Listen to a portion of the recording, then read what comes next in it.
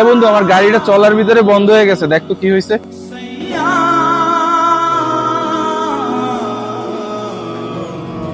বন্ধু, তোর গাড়িতে যে সমস্যা দেখছি তাতে তো তোর গাড়ি বেশি দিন চালাতে পারবি না। কি বলিস? গাড়ির ইঞ্জিনে আবার কি হইলো?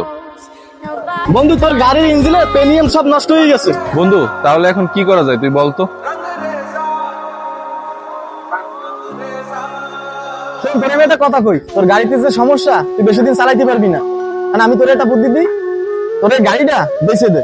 কি বলিস? এতগুলো টাকা দিয়ে গাড়ি কিনলাম, এখন বিক্রি করতে গেলে কি দাম পাবো? চিন্তা করিস কেন, আমি আছি না, আমি তোর ভালো দামে বিক্রি করে দিতে পারবো।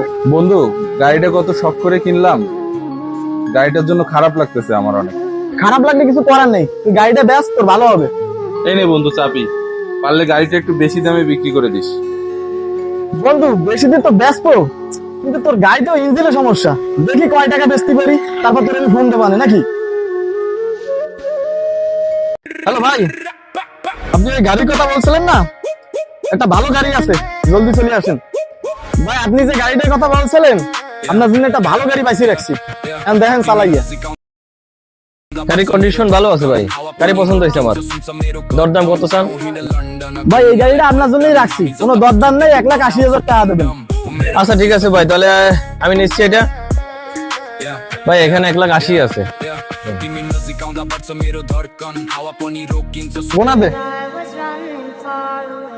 বন্ধু, এখানে তো মাত্র 1,00,000 টাকা। বন্ধু, তোর ইঞ্জিনে তো সমস্যা, এই কারণে 1,00,000 টাকার বেশি বেচতে পারি না বন্ধু। কি বলিস বন্ধু? তুই 2.5 লাখ টাকার গাড়ি মাত্র 1,00,000 টাকায় বিক্রি করে দিলি?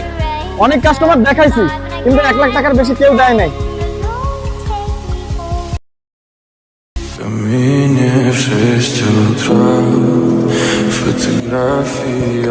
কিরে বন্ধু, কেমন আছিস? এই ভালো আছি, তুমি ভালো আছো? দেশে আসলি কবে? এই অল্প কিছুদিন হলো। এই দেখ নতুন গাড়ি কিনলাম। বন্ধু, এই গাড়িটা কোথা থেকে কিনলি তুই?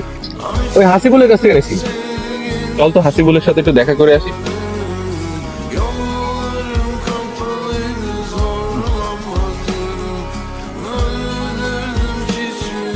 বন্ধু, তোর এই কাজটা করা ঠিক হয়নি আমার সাথে। কে বন্ধু, কি হয়েছে তোর? তুই আমার গাড়ি বিক্রি করলি 1,80,000 টাকা, আর আমারে দিলি 1,00,000 টাকা। কাজটা কি তুই ঠিক করলি বন্ধু? তাও আবার গাড়িটা বিক্রি করলি আমার বন্ধুর কাছে। কি এই বিষয়ে? তোমার বন্ধুর সাথে এই কাজটা তুমি ঠিক করো নাই।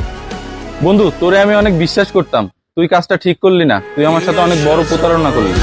আমরা প্রতিনিয়ত কেউ না কারো থেকে ঠকে আসতেছি সব সময়ের জন্য, তাই মানুষের প্রতি অতিরিক্ত আস্থা ভরসা রাখাটা আসলে একটা বোকামি। আমাদের জীবনে কিছু মানুষদের দেখলে মনে হয় তারা অনেক আপন, আসলে তারা আপন নয়, তারা লাশ পর্যায়ে মির্জাফরি করে আপনাদের জীবন থেকে চলে যাবে।